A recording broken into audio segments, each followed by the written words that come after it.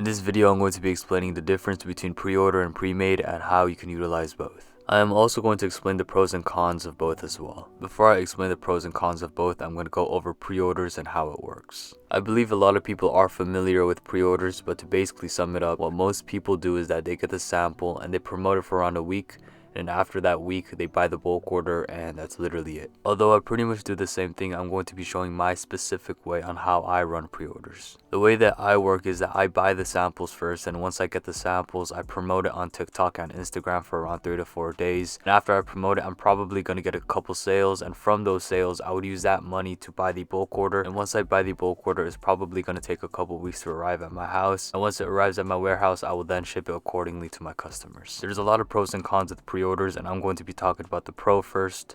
The first pro is that there is no upfront cost. So if you are broke or you don't have enough money for the bulk order, this is a very good way for you to buy the bulk order in the beginning. Another good pro is that if you run pre-orders, you can test out the market and see whether or not people actually like your brand without actually having to buy the bulk order first. And there's another pro, this is my personal opinion, but I feel like it's way easier to send out packages at once. So for example, for me, I'm not home that often. It takes 2-3 hours for me to come home, so I would rather just have all the packages done at once in a couple days, just ship it all out and don't have to worry about it later. However, there's also a lot of cons that come with pre-orders.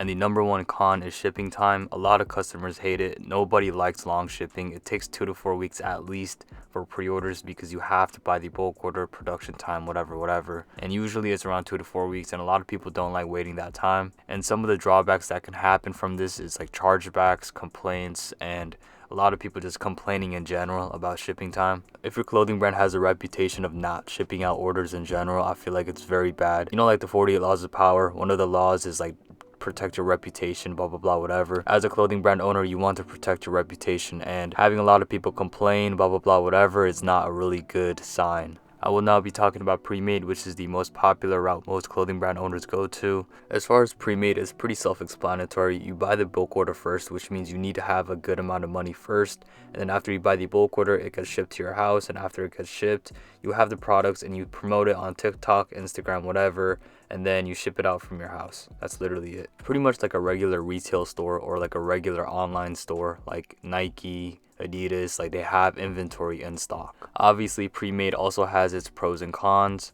The pro is that it has fast shipping. Since you have the inventory in stock, unless you're not shipping it out for some reason, you're probably going to have fast shipping, and a lot of people don't like to wait.